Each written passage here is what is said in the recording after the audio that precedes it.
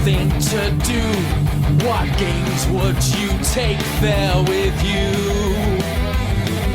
With no one else around, you couldn't go insane without your desert island games. Everyone is tuning in to Jail 76 Gaming. Hello. Hi, is that John? It's John, yeah. Hello, John. I'm calling up about a computer game-based podcast. Who am I speaking to? It's Eggsy. It's great to talk to you, Eggsy. That's all right. No worries, man. I wasn't sure if I was going to miss you or not. I'm not very good with this technology stuff, so I wasn't sure if it was going to... I'm doing it off my iPhone rather than my computer as well, so it's all the new... It's all just cutting-edge technology for me, this, you know. Ah, cool. No, I prefer doing it on my iPhone as well, but I've got to do it on the PC so I can record it. Of course, yeah. Are you all rigged up, or do you have to do something? How do you record your Skype calls? I've got a program installed. It's called Simco IMCVR or something. It's actually already recording, by the way. But Okay, yeah, that's cool. it's not live or anything, so I can edit it later and all that stuff. Do you have to pay for that, or is it just like a free... It's free. Yeah, that's cool. But I'm a bit nervous about it because I don't know if it's one of these kind of things that maybe only gives you 10 minutes and then it cuts out. I don't know. Yeah, that's it. I did one with someone else recently and they had something like that. So, well, if it does, we'll just do it, just call me back and start running it again or something, I guess. Yeah. I've done it this way once. To be honest, it usually goes out live on a network thing. Okay. But I do sometimes pre-recorded, and I've done it like this once, and I'd done it for an hour, and it ran okay. So cool. But sometimes we use Google Hangouts as well. Okay, yeah. Google Hangouts, as far as I know, is a word I see on the computer, but I've got no idea what it is. It's just like a Google version of Sky, basically. Yeah, it's just all they're all just gathering the information, and then they'll come and get you in the middle of the night. That's what I reckon. Yeah. Whoever they are. Have you heard this thing about the new Facebook app that I've heard something. I don't know. There's some weird thing about the Messenger. If you install this new Messenger, they're forcing everyone to install it.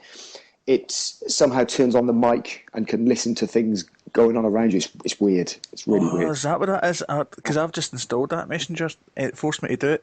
Yeah, it forced me to do it as well, and I read something about it, and what it does apparently is every time you use it, it can hear through your mic, because then they can pick up on social trends, and it's like, yeah, but they could probably it's just weird. It's too weird, So I found some, is it the 3 Degrees website? There's one of these websites that is getting a petition together. Everybody around the world is signing it to send off to Facebook and say this is basically illegal what you're doing, So have a look round for that, because they will come and get you in the middle of the night. They'll come and get Tony Facebook and his army of murderers. Tony Facebook. They'll come and cut you up. Yeah. So I don't know if I always believe in all these things that you hear, but I believe it could be genuine. But you hear things like, do you know WhatsApp?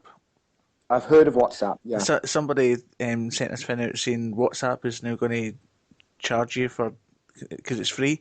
They're going to start charging you, otherwise you'll lose your account. But that was a load of rubbish. So yeah, I mean that's the thing. There's a lot of shit out there, so you don't really know what's what or what's real, But I mean, it's just harvesting information to sell to companies basically, and then you get a lot of shit adverts sent to you. Do you know what I mean? Yeah. So, it's just really annoying. It's really annoying. But I've never done any real proper crimes, so I'm not too worried about anything happening to me just yet, So I don't think I've done any proper crimes either. I stole what did I steal? It's like a peanut Star Bar. You know Star Bar? Yeah. I know. I stole a Star Bar from a service station. That's pretty damning. That you know what I mean? But, I did a kind of Scotland's dumbest criminal. When I was 15, I stole some golf clubs. Nice. From the local pitching putt, forgetting that the lady that ran the pitching putt was one of my dad's friends. Classic. So when I didn't come back with the clubs, obviously I get into trouble. That's amazing. That's a good one. That is a very good one. Oh, classic. Oh, stealing stuff. What fun. Yeah. So, so is it yourself that runs the Facebook page? Or is it Yeah, like a pretty much. Yeah, all the others I've given them this sort of admin power, but they're just too fucking lazy. And when have we got a gig? When have we got a gig? How do you make the internet work? How does this work? And it's like, oh, for Christ's sake! But it's more or less. I've just actually posted another date for another gig up there now in the past sort of 5 minutes or so. We just confirmed another one, which is cool. I've seen it, yes. I hope you're coming up to Scotland. Yeah, I reckon, because at the moment we're doing these summer dates, and the last time we came to Scotland, we did Glasgow in, I think it was October, November time. And then I think we should have another tour coming round about October, November time again this year. So then we should, I mean, we always love to get up to Scotland because have you been to one of our gigs before? I've been to two of your gigs. Oh, I went to the one at the ABC. yeah, okay. And then that was the one not long after Maggot was on Big Brother. Right, okay, yeah. And I was I was booked. No, not booked. I had tickets to go and see in December of I think it's the same year or the year after in the garage. Right, yeah. But I turned up at 9 o'clock, which is what I usually do for gigs because that's usually when they start. Yeah. And I got there and the guys, they're just coming off stage, pal. I was like, God. no. Got And it, your pal P Zane came out the he was still playing. He must have finished his part earlier or whatever. He came out the door just as we're standing there, and I was like, we can't get in, man. And he's like, oh, that's totally unsafe, man. Oh, that's good. Yeah, I mean, that's it. The venue sometimes, I know what you mean, 9 o'clock is kind of like a decent time to go on, but sometimes you do get venues that put you on earlier. They tend to have like club nights and stuff afterwards, you know, and if they do that, yeah, it does kind of throw people a bit. But I'll tell them off next time I go up there. I'll make sure. Whereabouts are you in Scotland? Whereabouts are you? I'm in a little town called Blantyre. Okay, and where's that in conjunction to? It's kind of 9 miles from Glasgow. All right, okay. It's kind of Lanarkshire. Okay, yeah. Oh, that's cool. Yeah, but Glasgow's fun. Yeah, I went to see you again. I think the last time I seen you was in Kintuts. King Tut's is that's really good. Yeah, that is really good fun. That was a top gig. I actually enjoyed that one more than the ABC one, you know, because it's more kind of intimate sort of thing. I like those gigs like that where you're just all smashed into a room and it's just chaos, you know. So that's what it's all about. Yeah, I'll definitely come and see you the next time you play. Yeah, definitely. We'll keep in contact with the old Facebook page because that's got all the updates and stuff. Because we should do another album again. We've more or less finished recording it, so it should be coming out later this year. And there should be some other stuff as well, but I'm just waiting on that. So, but there will be again another dose of music this year. Brilliant. Because your last album was last year, wasn't it? Yeah, Kings of Cullean, which was last year. So we toured that, and that was good fun.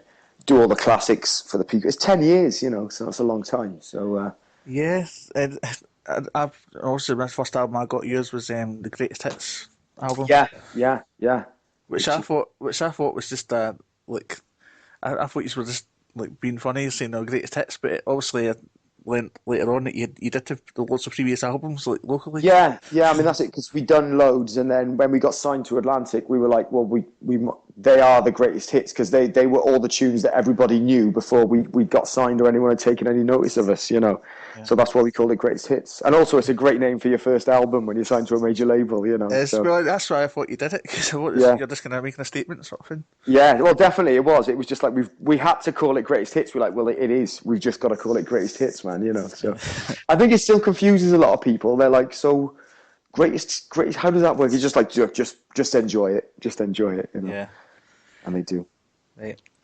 So this I just thought I would ask you because you know you use a lot of kind of references to games and well you use some references to games in your lyrics. Yeah. And like in particular on your mixtape you'll get San Andreas playing in the background. Yeah. Have you heard? There's a tune called "I Blame It on Computer Games" we did as well. I think I have heard it. Yeah. I think that's on Blue Waffle, one of the albums. I think it's on Blue Waffle. But yeah, there is a gaming vibe. Adam's really into his games. Yeah. Graham was really into his games and he went mad and he got all the cheats to Grand Theft Auto and sellotaped me to the side of the wall where he sat for about 6 months. But then all he actually did was like press a cheat to get a helicopter and then then just fly it into a wall, and then just shoot the body of a dead woman for like 4 hours on repeat. It was really weird. I think he was having a breakdown at the time, looking back on it. It was really weird. But we all lost a big chunk of our lives to San Andreas. Yes. And I actually had to unplug my PlayStation 2 and just put it aside because I lost so much of my life to it. And Adam's got PlayStation. Is it 3 is the latest one nowadays? The 4's out now as well. When did 4 come out? December. I think he's got 3. I think he's got PlayStation 3, and like he's really into that. And he's got this kind of approach of just buy a game that involves holding down the fire button and walking forwards, and then swearing a lot of the television. But my gaming is it kind of officially cut off when I killed the PlayStation 2. So I'm all real. Like if we're going to talk about games today, it's all really old stuff, like really the Spectrum 48K. And stuff like that, you know what I mean? No, So, this is perfect because obviously I've not really filled in. I was going to give you an idea, but basically this is a retro games thing. So it's, okay. So I have people on and I ask them to pick. It's basically a complete rip-off of Desert Island Discs. Yeah, but only for retro games. Yeah, Desert Island floppy disks. Yes, so it's floppy discs. So I ask people usually to pick 8 games they would take on an island sort of thing. Yeah, that's cool. And you still get to pick your book and your luxury item. Yeah, like the old Desert Island Discs. That's cool. That sounds like a plan. Yeah.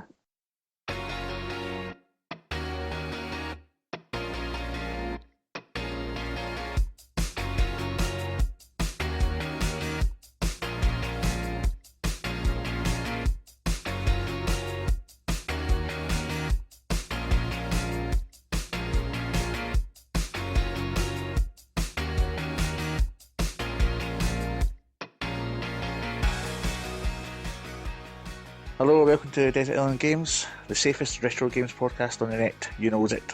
I have with me an extra special guest tonight, and I'm so excited I could crush a grape. It's only Eggsy from the Goldie Lookin Chain. Hello, Eggsy. Hey, hello. Do you like that bit there where I went, hey? That was good. That. Yeah. Hello, how's it going? It's brilliant. Thank you so much for coming on this humble podcast. That's all right. It's always fun. Big fan of the podcast. I do a podcast myself called Two Men, One Pub with a mate of mine, a guy called Mike Bubbins, who's a comedian. And but between us, we can only get it on Mixcrate. I've got no idea how to get it onto iTunes. I don't know how to do that. It's not very... I could help you with that.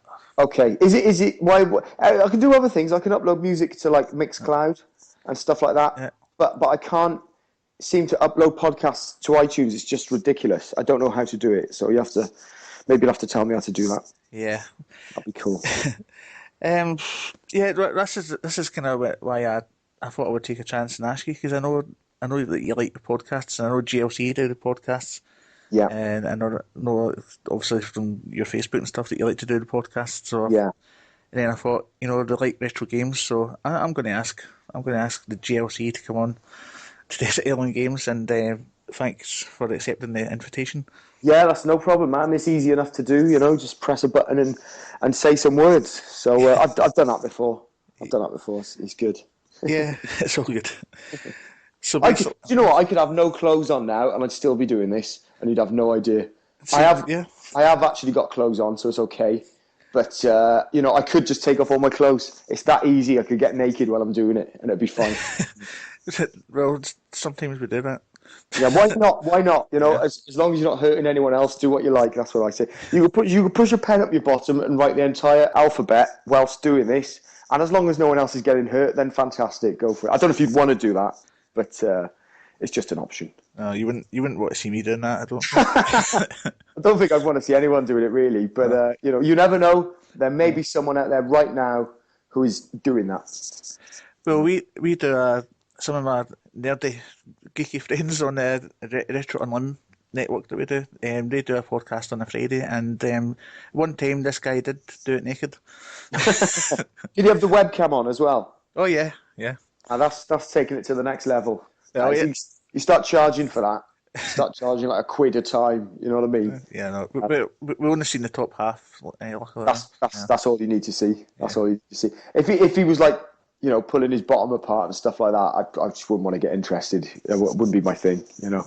No, Not- I think we would have kicked him off if it went Yeah, like that, yeah. that's fine though. Again, but if he wants to do that with close friends, then get in there. That's what I say. So this is basically, it's like a Desert Island Discs. So you get to pick 8 retro games you take on a desert island. Yeah. I don't know if you've probably not given it that much thought, seeing as I just told you what the concept is 5 minutes ago, but I'm sure you might have some games in the back of your head. Yeah, I mean, a lot of modern gaming I don't really do. I gave up my PlayStation 2 because I just couldn't stop playing it. So I originally come from the school of the Spectrum 48K. That's where it pretty much began for me. You know, that was the most intense part. So when we do it, do you go like number 1 and then I tell you, or do we just chat? I'll just say, what would you like to be your first choice? Okay, and I'll go, I'm just taking my trousers off now, and my first game is, and then I'll tell you. I'll do that. Right, we did chat briefly before I started doing the official This is Desert Island Games, but if you could tell our audience, who many of who are GLC fans, of course, what's coming up with the GLC and Eggsy? We summer festivals. I've got my computer in front of me, actually. If you do the old Facebook, I think it's Goldie Lookin Chain brackets GLC, and Twitter is at the GLC. I think my Twitter is at Eggsy GLC. And I'm just looking at dates. We've got a couple of dates coming up over the summer. I think Lancashire, Derbyshire, Leicester, one not far from where we are in Newport now in a place called Usk, and somewhere else in Essex coming up, doing shows with like Razorlight. I think we've got a show with De La Soul coming up, which will be fun. Oh, cool. One of the guys from God, what's it called? I can't remember. Nothing works in my mind now.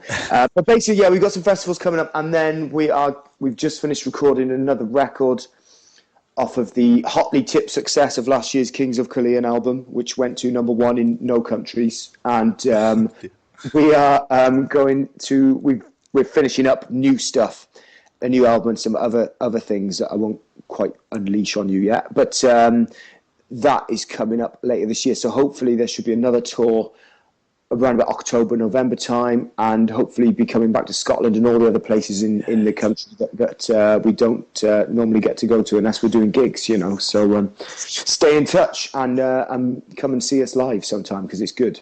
Yeah. We've got a couple of Welsh people in the group who've been on this show before as well, so I'm sure they're probably big fans as well. I'm sure they are. Get them in. Get them in. Yes. So you're not the first Welsh person to be on the show. How many more other ones have you had? 2. Good. I'm the 3rd. Yes. Once, twice, 3 times a lady, as they say in the song. I don't know what that means, but it sounds good. You know, it sounds good. It's pretty damn good. So I was going to ask you something, Corny. I'm going to go for it. Are you still a robot? At the moment, no, but I have got a massive obsession with robots. I've also got a massive obsession with post-apocalyptic wars and post-apocalyptic movies. And there's one called New Barbarians that I watched last night that is about, check this out, it's about a homosexual sort of cyberpunk gang who, after nuclear war, have decided that nobody deserves to live anymore. So it's their duty to kill everybody.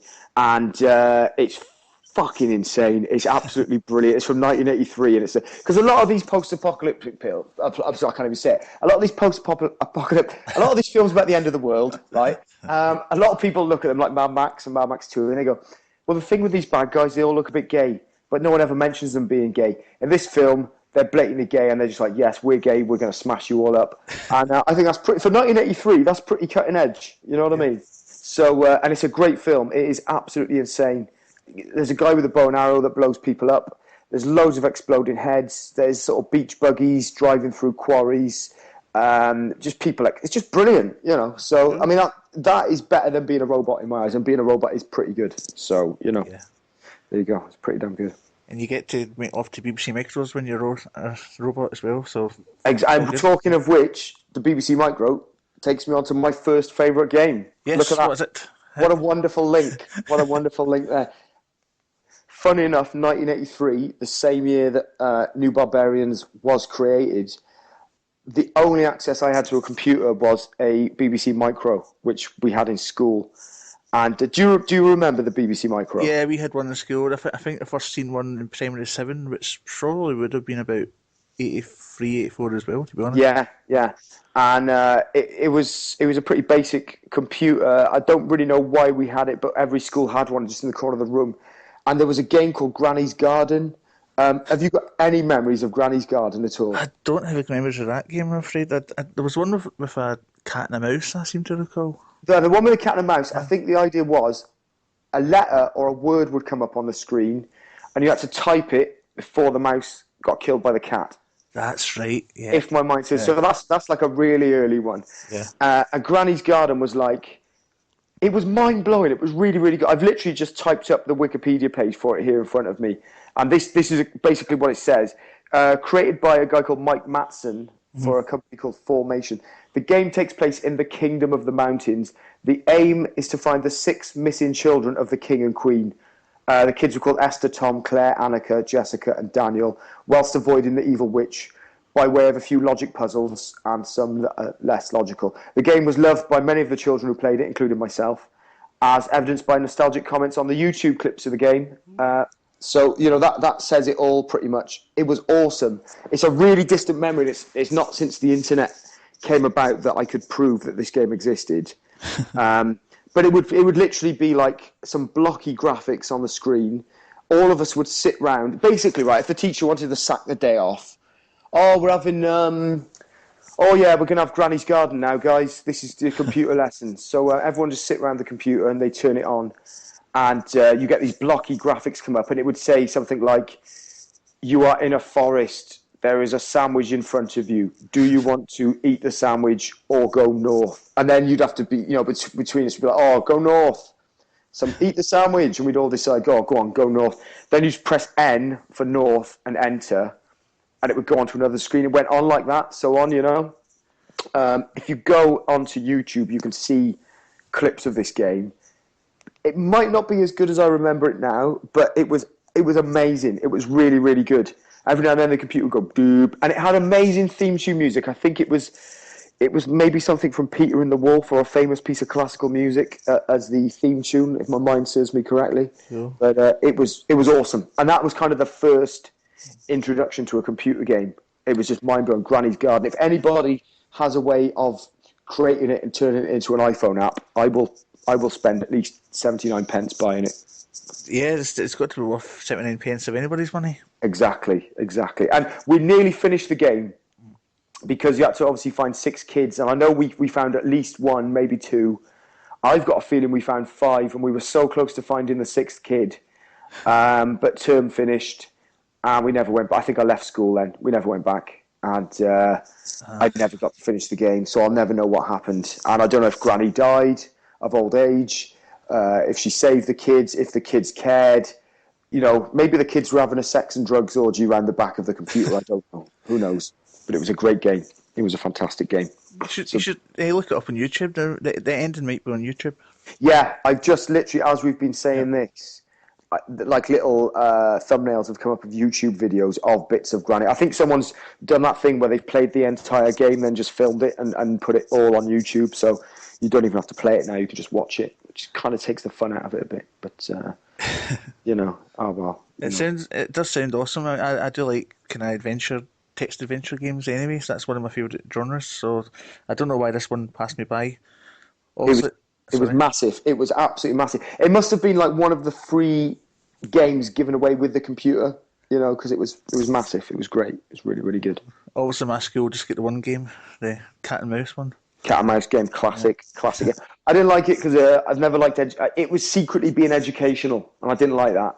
You know what I mean? Yeah, sneaky. Ooh, yeah. Learn about numbers, learn about words in a fun way. It was like, yeah, whatever, mate. It's just like, I want to draw a picture of a dick on the blackboard and then go and break something out the back. That's what I want to go and do. Brilliant. Yeah, good times. Excellent choice, Eggsy. Brilliant. And a very little known one, obviously, but you knew it existed. Yeah, it does exist. If you go online, you will find evidence of it. So, I'm not making it up. It's an amazing game and it does exist. So there you Okay. Do you have a second game in mind then? Yeah, no, these really are taking it right back. We got a Spectrum 48K when we were kids one Christmas, and there was this amazing game called Scuba Dive. I'm glad I've got a computer in front of me at the moment, so I can click up info about this. God, it all comes flooding back now. I can see the loading screen on here. It's a brilliant game. Have you got any recollection of Scuba Dive at all? Have you ever heard of this game at all? I've no, unfortunately. This happens a lot. This is what I like though, because nobody else in the world has played these games. Scuba Dive, really basic premise. Again, 1983. Little pink boat on a black sea. For some reason, the sea was black and the sky was blue behind it. Little diver jumps off of the boat and then has to dive down through a coral reef and collect pearls out of these tiny little mollusks that are living on the coral reef. Yeah. And these tiny little oysters, and you had like limited oxygen, so you could only stay down for a certain time, then had to come back up and breathe in, retop your oxygen, then go back under again. And the deeper you went, the more creatures there were. So the sort of the shallower levels were these little jellyfish. Yeah. And the animation was pretty good considering it was so many years ago. The deeper down you went, it became more like a maze as you dive through these little coral reefs. Then you got octopus or octopi, and then you got sharks and stuff. You had to avoid all of them. And in my mind, it was like I was recreating an actual underwater dive, and it was the most amazing thing. And the graphics were mind-blowing. I would literally try and hold my breath whilst the character was underwater. It was brilliant. It was absolutely brilliant. I'm just looking online here now. The original price was £5.50. Yeah. Came back out as a budget price of £2.99. And by the looks of it, I've just found a load of download and play links. So you get the zip file of it. I don't know how that works because I'm not very good with emulators. I guess there's a Spectrum emulator or something. Yeah, you can actually get Spectrum emulator on your iPhone. Really? Yeah, I think you do get. I think it's free, and you get a couple of free games, but you need to pay so much money. I don't know what the price is, but you need to pay some money to get to unlock all the games. Sort of thing. Yeah. Nice touch. But Scuba Dive was just brilliant. It was absolutely brilliant. Again, it might seem a little bit crap now, but saying that, I mean, the level of games that you get on iPhones now, you get some really advanced games, but the really basic ones are still really popular. Yeah. Like Flappy Bird or whatever. And this wouldn't, if it came out as an iPhone game, I'm sure people would enjoy it. It's a pretty cool game, and it has some good looking little undersea creatures in it, underwater creatures in it. Great little diving man.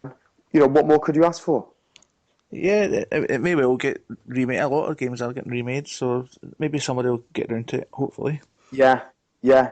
God, there were some amazing games. So that'll be. Are we going from 8 to 1 or 1 to 8 on this? It's well, usually it's in no particular order, but if you want to do it in a particular order, then that's your call.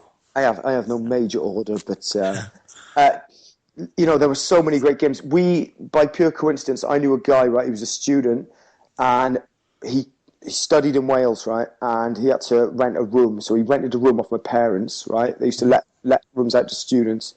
This guy went on to become a graphic designer at Crash and Zap magazine, which were the big Spectrum and Commodore magazines in the 80s. Mm-hmm. And stayed in touch with the family after he moved on and got a job, and used to send bags of computer games down for free. But because they'd come from the office, there would be no instructions with them. So you just have these tapes and you just put them in. It'd be like sometimes you would know how to play the game because some games did have on-screen instructions. Other games you were just like, don't get it. You just press buttons and nothing would happen, Yeah. And because of that, I got to experiment with loads of crazy games. And then other games I would spend loads and loads of money on. You'd save up all your money for like a £10 game, Yeah. The big one, Commando. Do you remember Commando? Commando, yeah. Mm. Commando was awesome. It was just one man against the whole army, and like, you could play it in the arcade as well. Yeah, that's right. Yeah, I remember. And the arcade was really good, and I saved up a shed load of money to go and buy Commando, and it was the most amazing. I used to love Commando, and I had the Spectrum 48K with the rubber keys, So you'd kind of give yourself arthritis as you were stretching your fingers out over the keys. Perfect example, right? Summer, really nice day, hot weather. Go upstairs to my bedroom, close the curtains, open the window to allow airflow in, load Commando, then get a load of vegetable cup of soup and a load of white bread, toasted white bread with butter on it, and just eat that all day whilst playing the game. And if it got really hot in the room, I would put a cushion across the windowsill, and if you can imagine this, my legs would hang out of the window whilst I lay across the desk the computer was on and play the game whilst eating cup of soup and eating toast. It was brilliant, best summer of my life, until someone walking past knocked the door because they thought it was a suicide attempt from a child going on. My parents came and said, "What are you doing? You're trying to kill yourself?" I was like, "No, I'm just playing Commando with my legs hanging out the window." As you do. Yeah, as you do. Yeah. And that was pretty damn good. But Commando was amazing because it just went on and on and on. You get to the end of a level and there'd be like two little red doors or whatever, and a load of soldiers would come out and you have to blam a load of grenades at them, blow them all up. And it's where I learned to master the art of swearing, playing the Commando games. It was just intense, you know. Anything where you could hold down the fire button and just spray bullets at people was good. Yeah. That was amazing, actually. And I lent a joystick off of me. I always wanted a joystick and never got one. I think it was the Kempston 126 or something, the Cheetah. I vaguely remember the name.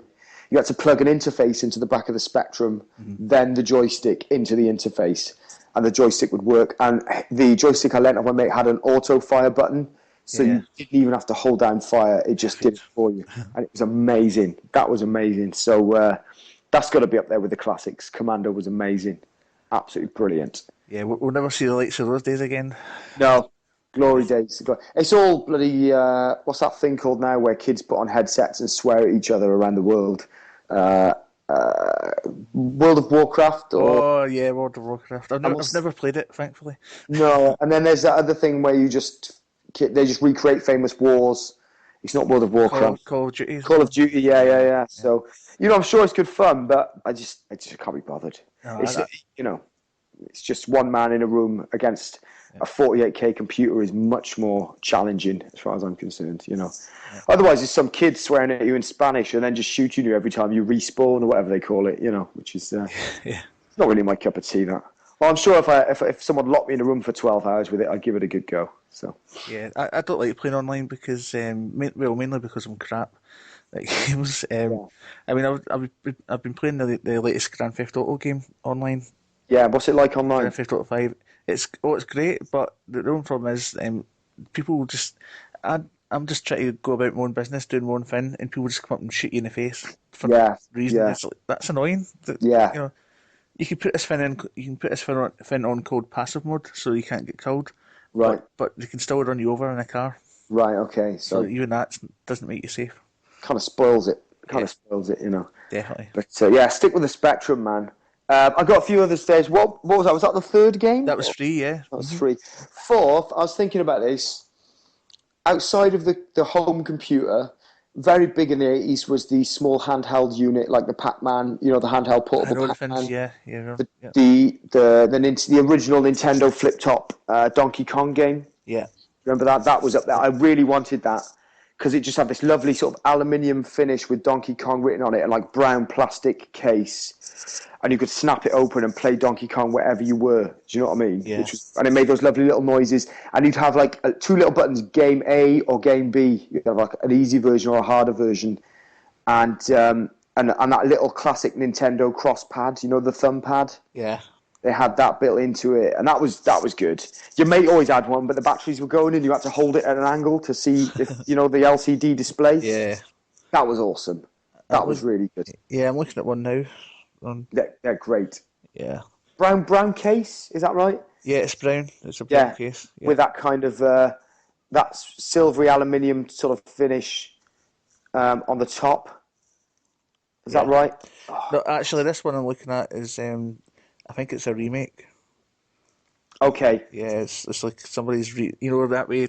I don't know if you've seen these kind of Atari 2600 plug-in and plays. Yeah. You get it's that kind of thing I'm looking at. Okay. I think it's not. Yeah, the one I'm thinking of, 1982, and it's kind of an orangey case. This is the beautiful thing.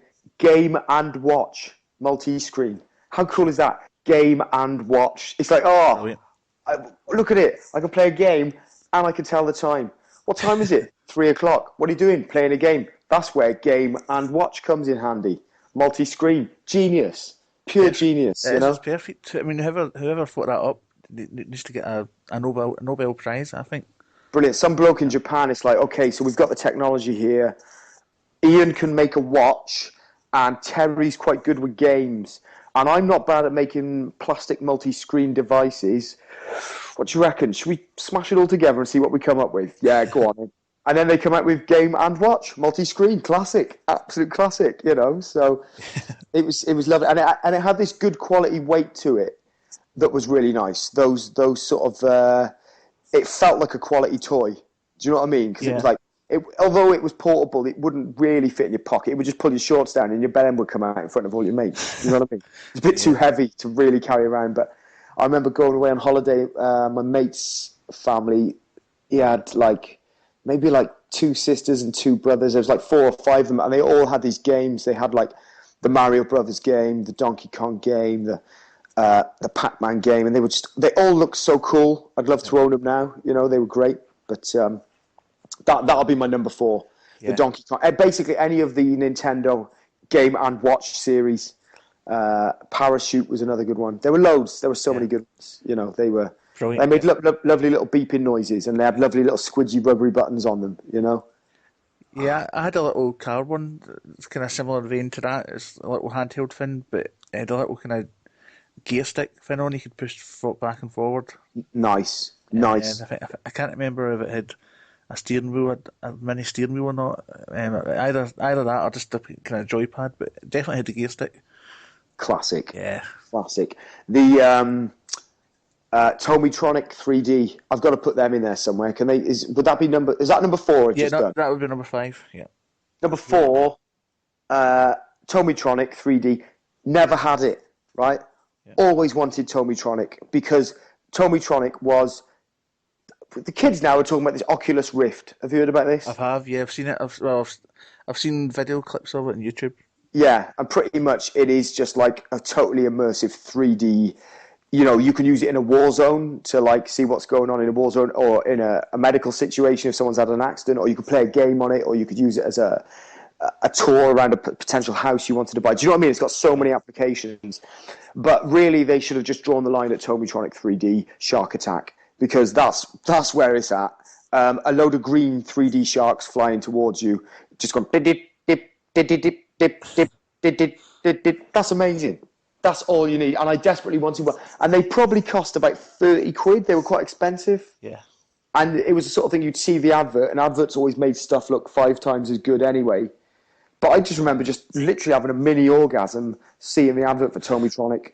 There was kind of a car one that looked fucking amazing. There was a Shark Attack one, and there was one called something like, I don't know, Virtual Tax Man, or so you had to walk around collecting tax. It wasn't as good as the others. But do you know what I mean? Yeah. That was the one that didn't sell so well, you know. But they're great, absolutely brilliant. So number 4, without a doubt, is the Tomitronic. Yeah, I'm looking at the list of games that were on it. What do they have on the Sky Fighters. Sky Fighters, right, yeah. Thunder and Turbo. Yeah, which is the car one. Car one, yeah. Yeah. All my car games. Sky Attack. Right, yeah. The one you mentioned, Shark Attack. Shark Attack, yeah. Which, by the way, says also known as Jaws 3D. Jaws 3D, yes. Yeah. And it had great animation. I don't know if you can see a screen grab of that, or if you ever get the chance to play one again. But I used to love the way the little sharks moved. It was really cool. It was like actually being bitten by a shark. It wasn't, but obviously when you're 10, it was like, this is wicked. It's like a laser shark inside a plastic bottle, and you could wear it around your neck, which was really good. The idea of just having a Tomitronic 3D and just, once I finish playing, I'll just wear it around my neck and I'll just hang out for a bit. You know, it's brilliant.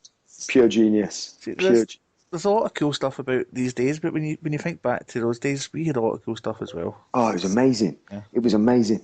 It's still staying within the realms of those portable computer games rather than the computer ones. Yeah.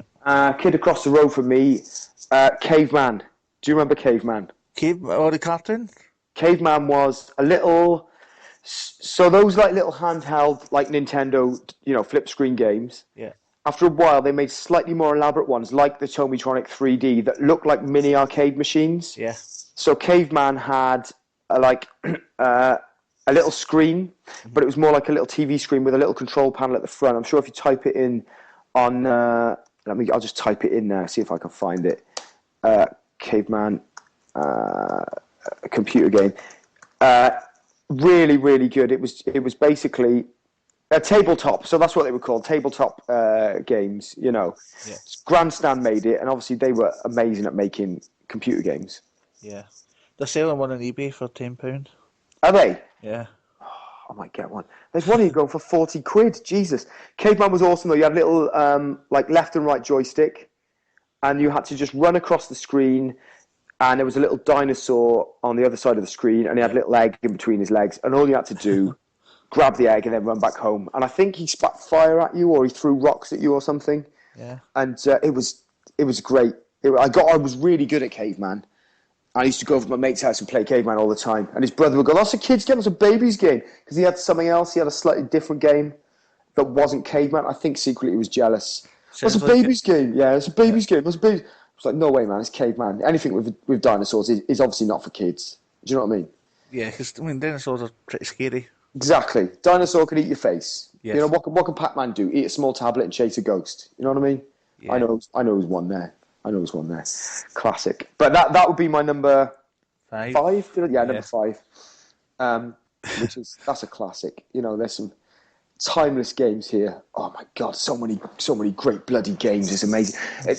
Because I've got a computer in front of me, I've obviously called up a load of images of games, and I'd forgotten how Tomy also released a range of electronic handheld games that involve ball bearings as well. Right. And they were amazing. There was one just called ARG, like you were shouting. I've heard of that. I think I've heard of that, actually. Really good. Little timer at the top, and you turn the timer on, and you had to get a ball across this little wind-up maze by the end of the game. It was fantastic. But not technically a computer game, So ARG. that's ARG. Tomy ARG, vintage electronic, but a yellow container. Little wine. It was brilliant. Absolutely brilliant. I love that. I absolutely love that. You mentioned 1983 quite a lot. I noticed you mentioned that a lot in your songs as well. So obviously an important year for yourself. Classic year. Yeah. You would have had games like this. My mate's dad, he was into jazz, right? And he smoked a pipe, and I don't think he was just smoking tobacco in the pipe, but I've got no evidence. And their entire house was covered in photos from pictures of movies from the 50s, Humphrey Bogart and stuff like that. And he used to lock himself in his it was his man cave. Every man should have a man cave. Oh, yes.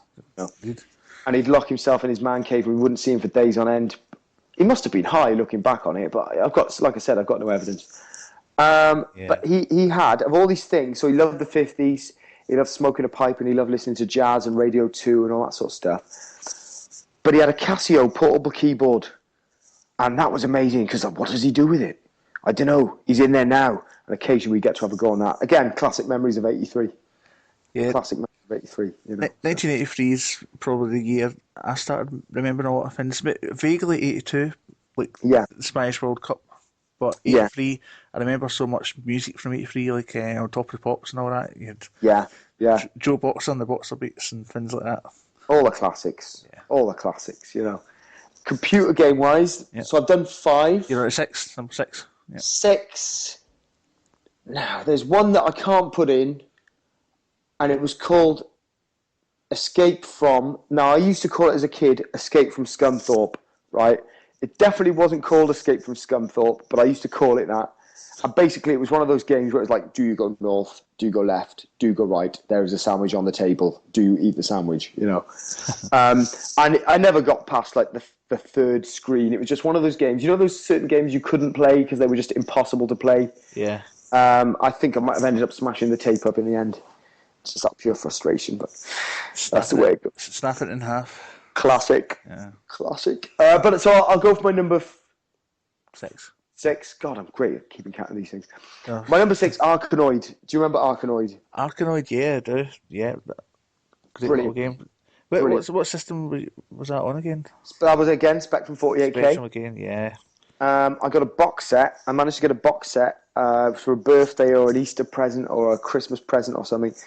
And the box set, I think, was called The Magnificent Seven. And it was 7 top-rated Spectrum computer games in one box set, which was it was like a real presenter's case thing.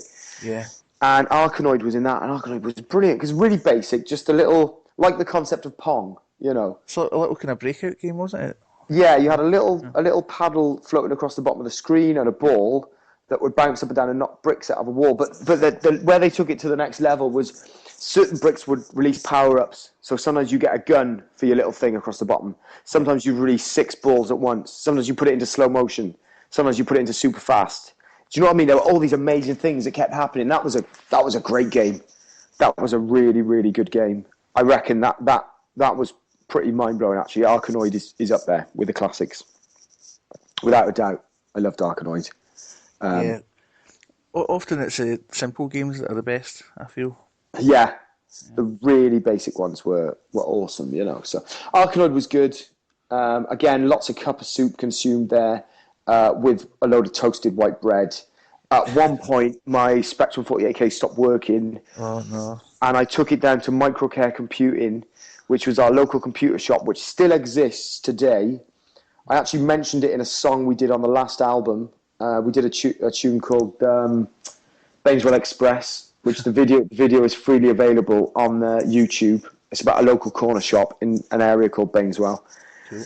And Microcare Computing has existed since about 1982. It's still there to this day. Is it still there, really? Wow. It's still there, which is pretty good, because it used to sell games. It used to sell like Spectrum games and stuff. Yeah. And they've kind of kept up with the times. You know, for an independent retailer, that's really good for computers, because everything's just Mac stores and PC World now, you know. Yeah. And they do the more technical side of stuff, servicing stuff and getting motherboards and things like that. I don't understand that type of stuff, but they do that now, you know. But I went to Microcare Computing, and basically the bloke said, leave it with me, come back in a week, I'll fix it. And I came back, and there was a membrane underneath the keys that basically was the sensor every time you press the keys. And I'd eaten so much toast combined with cup soup that the crumbs had smashed up the entire membrane, so he had to buy a new one for me.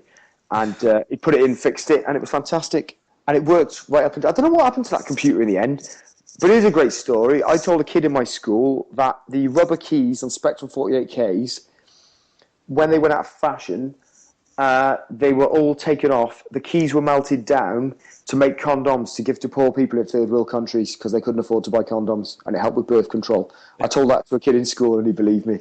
Brilliant. What an amazing lie. It could be true, you never know. It could be true, you see. Because in geography lessons, they would teach you about how in third world countries they would, like, to keep birth rates down, they would do things like give you a free radio if you got a vasectomy, you know, stuff like that. I remember them telling me about that. It's kind of weird now looking back on it. But I'd get a vasectomy for a free radio if I lived in a developing country, you know. More likely to get a 42-inch plasma in this country. If someone did offer me a 42-inch plasma for a vasectomy, I'd do it. I'm not too sure. Always keep an open mind. You never know. Well, you could always have it reversed afterwards. You know? Yeah, I could do it. What I'll do is, one of my friends is having one, I will not name any names, so I'll ask him if it's sore or not. If he says it's not too sore, then yeah, I'll get my plasma. And is he getting a free 42-inch plasma, or is he? No, I don't think so. That's a shame. See that, to be honest, that would be a downgrade for him, because he's probably got a 50-inch one already. Right. Okay. He's one of these kind of flash buggers, you know. He loves it. Yeah. That's fair enough. But I mean, if he wants to if he doesn't want to have a vasectomy, tell him he can just buy a second-hand Spectrum 48K, melt the keys down, and create his own Connie. There you go. So there's a great concept for him there. Save him a bit of money, perhaps. Yeah. I don't know. Great times. What number game am I on now? I think we're on 7. 7. I've done Arkanoid. Predator, the computer game. Predator, awesome. Great film. I lent the game off of my mate Christopher Griffin, who incidentally was really good at drawing. And he once came up to me in school and said, look at this. And he'd drawn an exact, perfect replica of Garfield, but with a giant knob. And it was with fantastic detail, veins and everything. Wonderful, wonderful artist. But he lent me I think it was him that lent me the Predator computer game. And it was one of those slightly more advanced computer games where when you completed a level, you then had to load the next level on via the tape, because in those days you had to load games on via cassette tape. So I tried playing the first level, and although it was brilliant, and there were scenes where like there were people who'd been skinned, hung up off of trees, which was really good for Spectrum Gap graphics. I still haven't seen the film, so this was my fix. This was like my way of seeing the film. I couldn't get past the first level. It was just too hard. So I was just like, what happens if I just try and load the next level? And I did. It opened up the next level, but because I hadn't finished the game, there were no other sprites on the screen. It was just me, so there was no Predator. There were no baddies. There was nothing. Yeah. So I pretty much walked through the entire game, every level, with my finger on fire, just shooting at nothing. And I reckon it was better than actually playing the game. It was amazing. If anyone out there has still got a Spectrum and the Predator game, try and do it, see what happens. And I did something similar with the Blockbusters game as well. So that was a good way of cheating. In those days, Blockbusters, as in Bob Holness? Bob Holness. There was a Blockbusters Spectrum 48K game. Wow. And I pretty much got sacked off with that. So I just kept loading extra levels on, and it did something where it couldn't understand that I'd loaded it and not one, so it messed up how it asked questions, and I think I just beat the system.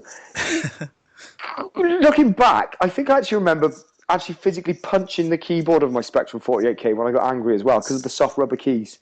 Just punching the crap out of it. That's quite a satisfying memory to have. I'd like to do that again. Yeah. I'd like to do that, you know. Essentially, the Spectrum 48K was just a very expensive doorstop. That's all it was, really. Do you know what I mean? Yeah. It was good, but looking back, I mean, it's an iPhone's got more technology in it now. You know, oh, absolutely. But people obviously still love them for nostalgia. Yeah, totally. Yeah. Totally. A few of my friends that do this kind of network with me as well. Like, it's not a network; it's a community. We have a few of the guys have got a Spectrum, and they talk about Spectrum games all the time. Right. So it's still going strong. Still there, man. Still in there. I always wanted Sam Fox's Strip Poker. Did you ever see that? Yeah, we actually play. We do this live stream on a Friday. Just like myself and some of the other guys from the community. Yeah. One of the guys loaded up Sam Fox Strip Poker, and we played it live on air. That's amazing. Yeah. So when you're playing it, right? Yeah. If you win a hand, a pixelated Sam Fox, am I right, will take an item of clothing off? Well, allegedly. Okay. And then if you lose, does the computer then say, now it's your turn, take your trousers off? Does it do that kind of thing? I don't know if it quite works like that, but that would be awesome. Because, I mean, technically, that's all I can imagine Sam Fox's Strip Poker could be. A pixelated pair of tits against your own phallus, which is kind of sick if you're playing it with more than just yourself. You know what I mean? Lee, it's your go. Oh, I've lost. Oh, I'll undo your belt for you then, Lee. Don't worry, Sam will get a pixelated tits out in a minute. It'll be well worth it. Okay, Tony, but does your bell end have to rest on my leg whilst you do this hand? You know what I mean? It's kind of a bit twisted, but a lovely concept.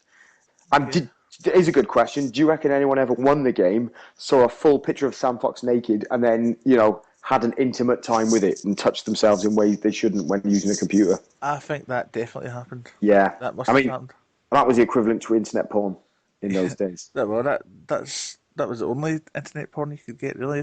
That was it, and there wasn't even a bloody internet. You know what I mean? So, God, that's a wonderful. That will not be my 8th game though. That is just something I've thrown in there. I think my 8th game, the biggest smash hit of the 80s for me and a lot of people, without a doubt, is probably Manic Miner. That was gigantic. Over 100 levels, or at least 100 levels. Great music. Kingdom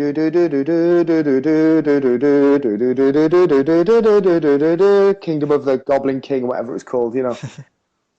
Over 100 levels. Eugene's Lair was one of my favourite levels. It involved a load of animated toilets, I think, chasing you, which was really good. Yeah. Manic Miner himself was amazing. It was like Donkey Kong meets Mario, but like this British, and actually slightly better than a lot of those games at the time. You know, it was really good.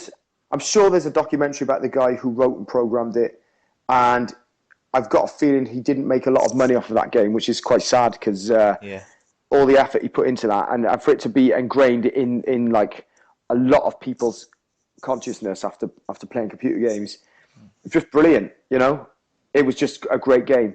I never got to finish it, never finished it, but the joy was taking the challenge. And what was nice was, although it's pretty repetitive, you did get a new screen every time you got to the end of the level, so something would change ever so slightly, you know. Yeah. Mm-hmm. There were those little bits of track that would fall away under your feet, you know. You had to get over them in certain times. You had to jump over certain things.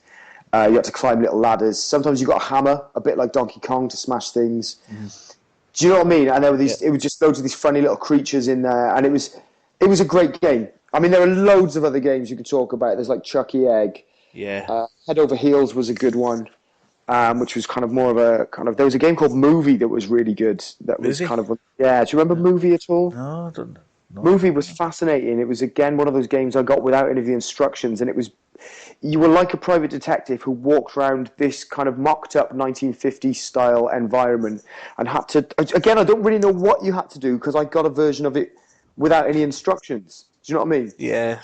But it was fascinating because you could just play it for hours and it would walk around and you'd investigate stuff. It wasn't like a big beat 'em up, smash 'em up game. It was more one of those investigate and discover things and maybe you have to find out what a murder was. I'm sure if you go online you can find out about all these games. Definitely, and more about them, you know. But Manic Miner would be my number one all-time hit vintage computer game, without a doubt. You know, I would go into the realms of you know, or Grand Theft Auto San Andreas is a great game, and if I was on a desert island, it would be really good. But I'm sticking strictly old school here, and I think that's where I draw the line for the ultimate game. Is Manic Miner, without a doubt. Yeah, that's brilliant. It's a retro games fan anyway, so. I mean, could you class San Andreas as retro games now? You probably. I mean, this is. I mean, there's probably people a bit younger than us who do class San Andreas as a retro game, but to me, it's that 48K. You know, I mean, I go as far as Nintendo. Do you know what I mean? Yeah. I always wanted the first NES system that came with Robbie the Robot. Do you remember the robot that it came with? Robbie the Robot. When Nintendo first came out, it was really expensive. You'd see it advertised on telly. Yeah. And it came with this gyroscope-based game that had a robot that came with it that plugged into the side of the computer. And according to the advert, the friggin' robot played the computer with you. And it looked like, Christ, there's a friggin' robot. Like, it'll probably talk to me, and it'll probably walk with me to school, and it'll probably, like, have lasers that come out of his eyes, and it'll probably have a spaceship, and it'll probably, like, get me out of scrapes with my mates. And we'll have high adventures during the summer holidays, riding our bikes, and it'll probably teach me how to fly. But in reality, I think what it did is you plugged it into the computer. There was a mini spinning top gyroscope thing that it seemed to spin and move from left to right, and it was involved in one game. Yeah. And it was only one game that Nintendo had. It was like a very early version of what their Wii is now, you know. Yeah. They made no other games for it, so once you bought it, it just collected dust in the corner. And there was something fascinating me about it. It had these two eyes with these massive lenses in them that must have been something to do with reacting to light on the screen that made it react somehow. I don't quite know. Yeah. A bit like the gun in Duck Hunt, you know, there was kind of like a lens in the barrel. Mm-hmm. And it had this sort of haunting, hollow look like it was dead yet alive. And you would wish they would, hello, John, welcome. Would you like to play with me, John? Maybe we could go on our BMXs, John. Or maybe I could create a spaceship today, John. Where would you like to go today, John? Would you like a sandwich, John? Or crisps? Or maybe you would like a Twix, John. Do you like Twixes, John? They're nice. I can't taste Twixes because I'm a robot, John. But I'd love to taste one, John. What do they taste like, John? You're not leaving the house, John. You can't leave the house, John. You're my friend now, John. Maybe it did something like that, but I don't, sadly, I don't think it did. Oh, scared for a minute there. Yeah, imagine that as a child, just looking at a picture of it in the back of the Argos catalogue, thinking, well, if it did that, I'd let it kill me, just because to get killed by a robot would be pretty cool. And there you go, my obsession with robots comes full circle there. Yeah. And here's a reason behind all this robot obsession. Any other reason? I just like a good robot, a good automaton, something that is almost human, but not quite. Wonderful. I just love it. I love it. I don't know what it is. I just really like robots. I can't explain it. Maybe it's Star Wars. Maybe it was Star Wars. I don't know. But I watched. Have you ever seen the movie The Stepford Wives? Yeah. The old 70s, the original movie. Watched that as a kid. Brilliant. Demon Seed. You seen that movie? Not seen that one, no. Or tonight, whatever you're doing, and this goes to all the listeners, stop what you're doing. I don't care if your wife's having a baby. I don't care if your house is on fire. I don't care if you haven't paid your mortgage and they're knocking down the door. Go and watch the movie Demon Seed. Terrifying. It's about a supercomputer that basically takes a woman hostage and tries to make a half-human, half-computer baby with her. And it's bonkers. And it's really well made as well. It's not tacky and shit. It's really, really well made. That sounds awesome. It's a really good film. It'll blow your mind. Watch that tonight. If there's one thing you do before you die, watch Demon Seed. And it's got that amazing computer voice. Why can I not feel like you, Dean? Why do I not cry like you, Dean? I am like you, Dean. I have consciousness. You know, that kind of like dead robot voice, you know? It's a great film. I'm just trying to see if I can get it on YouTube. Demon Seed, the trailer's awesome. Julie Christie gets impregnated by a computer in Demon Seed. Yeah. 1977. It's amazing. And Julie Christie's quite fit as well. Have you seen Don't Look Now, the horror movie with Donald Sutherland and Julie Christie? I don't think I have. I'm terrified. People keep saying to me, "Have you seen this?" No. It's really good. I think I must have lived in a box and missed half of these things, to be honest. Yeah, I mean, I've got a big obsession with movies, whether they're good or bad. Just sort of horror and science fiction movies I love.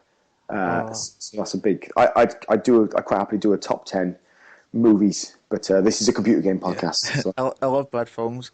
There used to be this horror channel on Sky. Yeah. And there was this one on once. It's like there was this guy, the kind of teacher, science teacher, had found a way to make himself invisible, and he would go into the kind of girls' shower room and start forming their breasts and things like that. What? Imagine the girl saying this. Yeah, I've got an idea for a film about an invisible man who plays with women in the shower. Yeah. How do you get financing on that? Brilliant. Absolutely. He must have got financing because it was on very low budget, right enough. That's what it's all about. Yeah. Super cheap budgets, man. But wonderful, absolutely wonderful. And then so I've done my eight games. You also get a book and a luxury item. A book. That's a good question. Do you read much? Yeah, I like reading. I prefer factual books. There's a guy called Will Storr, and he's kind of. Do you know John Ronson? No. John Ronson and Will Storr. They're both kind of investigative journalists. Right. Who go and look at crazy things, and the writings end up being in books. And John Ronson did a book called The Psychopath Test recently because he wanted to find out what makes a psychopath, why are people psychopathic, and who are psychopaths. You know, these people who are incredibly rich, millionaires, owners of big businesses, do they have psychopathic tendencies? You know, so this book is fascinating, really funny. It's not just solid facts. You know, it's really, really good. The Psychopath Test is really good. You've got to read it. It's very, very funny. Will Storr explains the supernatural, or I think it's Will Storr explains the unexplained, or I think it is Will Storr explains the supernatural. Brilliant, brilliant book. This guy, again, is a journalist who wasn't... I think as a child, he might have seen a ghost or something happened to him. Yeah. He's just always been fascinated by it. He's not particularly a believer or not, but he wanted to find out why other people believe in ghosts and what the story is. And this book is brilliant because he goes out and meets some insane characters and comes out of it. A lot of it, you're just laughing out loud at it. A lot of it, you're like, what the hell was that? And he comes out of it at the end like, yeah, a lot of people are just idiots, but then there are some things he still cannot explain. What is the answer? Yeah. It might not necessarily be a ghost, but you can't explain what these things he's writing about are. And it's really good. It's really, really good. So that would be good. I'm actually fascinated by that sort of thing. So I don't know why I've never came across this, but check it out. Yeah. It's really good. I follow him on Twitter as well. But Will Storr, I think it's WILLSTORR. Will Storr versus the Unexplained, I think, is the book. You pick it up in the library or in Smith's or your local bookshop, wherever, you know. Probably get it on Kindle if you do all that download stuff too. Yeah, I've went kind of modern with my book reading. I've got it on my iPad, the kind of iPad books and stuff. Yeah, you can I read all my books electronically now. Yeah. There's a great book called Marching Powder that's about a guy. He was a Liverpudlian who used to smuggle cocaine from South America into Britain, and he ended up in a prison in La Paz in Bolivia, which is the highest capital city in the world, in this corrupt prison. but the country's so poor, some people would rather live in the prison with their entire families than live outside of the prison. And he went there expecting to die and ended up running tourist trips into the prison and giving tourists cocaine, and it ended up being in the Lonely Planet Guide. And the book is fascinating because it's just mind-blowing how this guy, he'd sewn it all up with the authorities. They stitched him up because they needed a scapegoat. He went to prison. He lay down on the floor waiting to die. Fortunately, he lived. He learned to speak Spanish, and he became quite well known in this prison, and ended up living there with some of the most insane. Some of the people were really great. Some of them were insane, and it just had its own ecosystem going on. And it's just a great read. You know, I prefer books about real stuff rather than made up stuff. You know, those sort of books women read by the side of a swimming pool. About, Jackie Collins and all this. Yeah. Some woman who's just got divorced, but then she goes and has sex in Spain and comes back a new woman and gets a good job. What's that all about? No thanks. But you know, so out of those books, there are 3, but I can only take one. There's loads of, oh my God, Arthur C. Clarke's World of Mysterious Powers. That book's a great book. I love all that sort of stuff. I'd probably take, oh God, I don't know. I'd take The Filth, the book by Motley Crue. Have you read that? I was going to say, I thought you were going to say the Irvin Welsh book there for a minute. No, is it called The Filth, the Motley Crue book? It's the book about the Motley Crue. Do you know something? I've got that book in the house and I've not read it. I'm not a big fan of hair metal, but I do find hair metal really funny, and I've never really bought into it, but I do like looking at the videos and stuff. That's a great book. Apparently they're trying to make a film of it. And that's just crazy. Awesome. Total debauchery. They're all bastards. The only one I really liked a little bit was Nicky Six, but I still think he's a bit of a bell end. I'm sure he's a nice enough guy, but what they did was pretty scummy, you know. So yeah, I follow Nicky Six on Facebook. Is he quite good fun? He gets involved, you know, with the community. People post on his Facebook, he'll talk to them, you know. I think he's past his years of being a totally debauched bell end. I think I imagine he would be quite decent now. But that book, when they're mashed on drugs, it's unbelievable, you know. So yeah. I must ask before we get to your luxury items. I'm curious, what is this jingling noise I keep hearing in the background? What sort of jingling noise can you hear? I can hear like a kind of. It's as if you're wearing bangles or something. Do you know, there's nothing in the room jingling. When can you? If I'm moving now, can you hear the jingling now? No. Any jingling there? I don't know. There's nothing in this room. This is a ghost. It's a ghost. I hear it now.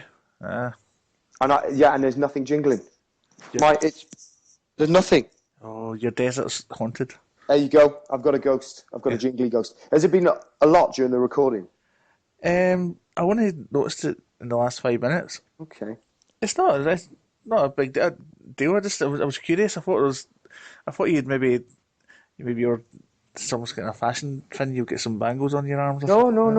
Nothing. Ghost. It's a frigging ghost, guys. Oh. It's a frigging ghost. Jesus. So I've got a luxury item I can take. I'd probably have to take. Now this is a tricky one. Some sort of music playing device with a load of music on it, but I'd need a speaker as well. So am I allowed to have like a speaker system too? Yeah, absolutely. It can all be part of the package. That's cool. I'd like to take a guitar as well. So many things I want to take. I'll just take music. I'll try and fashion an instrument out of coconuts and cat jizz or something. I don't know. But an iPod with a load of music and a speaker on it. I'll have to take that. All of my every bit of music I own digitized, and that way I've got music. That'd be good. Yeah, a very popular choice is the iPod. Yeah, a few of my guests have picked that as well. Probably a standard one, isn't it? Either that, if not that, then probably some sort of unbreakable machine gun with unlimited ammunition. Yeah. Because then if I got bored, I could just fire it into the sea for a couple of hours. That'd be pretty cool. That'd be cool. Shooting stuff in the sea, pretty good. That would be awesome. Yeah, and if I needed to clear a jungle area to make a camp, shoot all the bloody trees down. Easy. Yeah, you could get like a little, scope on it, so you can use it as a sniper rifle. Then you can shoot a shark or something. I could blow a shark away. Yeah. See what I mean? So maybe I'll go for an unbreakable machine gun with unlimited ammunition. Pretty cool. You want to take everything, don't you? I want to take it all. Yeah. I want to take it all. I want to take it all. But those will be my choices. Still not 100% what short book I'll go for, but one of the ones I mentioned, whichever one is closest to me at the time of me leaving to go. When I get on this desert island, am I shipwrecked there after a terrible accident and everyone dies, or do I get flown out there like a holiday? Yeah, it's like a plane crash, and you're the only survivor. So And everyone else dies, and I have to eat their flesh. and for a the bit. reason you've got all these items is because they're in the cargo hold of the plane. Yeah, that's So cool. that's how the items happen to be there. And like for the first week or so, I just have to eat people's arms and legs and stuff until I open the cargo hold and get the machine gun out. Yeah. Or I could just get the machine gun and just eat their flesh anyway, just because, who's going to stop me on a desert island? But who's going to know? Exactly. Yes. Exactly. Classic. Yeah. Classic. Wonderful. Well, you've been a fantastic guest, and again, I can't thank you enough for coming on. That's all right. I'm sorry I didn't know some of your kind of games and things like that and books. Well, I think it's a bit of fun if you it gives you something to look at on the internet whilst you're listening to the podcast. If you're a listener, scope up and have a look at some of these. They're all available on the internet somewhere. You'll find write-ups about them somewhere. But that's the thing, an obscure knowledge of bizarre stuff. That's my speciality. So I'm glad I could entertain. Again, thanks, and I'll let you go now. No worries, man. Thanks for asking me to get involved, and have a good evening. Enjoy the next guest, and I look forward to hearing it, man. I will do. I'll let you know. I'll have actually, I've got a little. Have you seen Ghost Monsters and Legends? The new thing I just shot. Yes, that with your moustache and all that. Yes. Did you enjoy it? Yes, I like that sort of thing. Good. Yep, Good. Entertainment. Brilliant. I get all the humour, like GLC. That's why I like it as much. I like that kind of humour. So yeah. Yeah. Absolutely. Cool. Yeah. Wicked, man. All right, cool, man. I will see you very soon on the internet. Enjoy the next couple of interviews you do, and I look forward to hearing it, man. Yeah, brilliant. Again, thanks. Cheers, dude. Nice one. I'll speak to you soon. Cheers. Bye bye. Bye bye.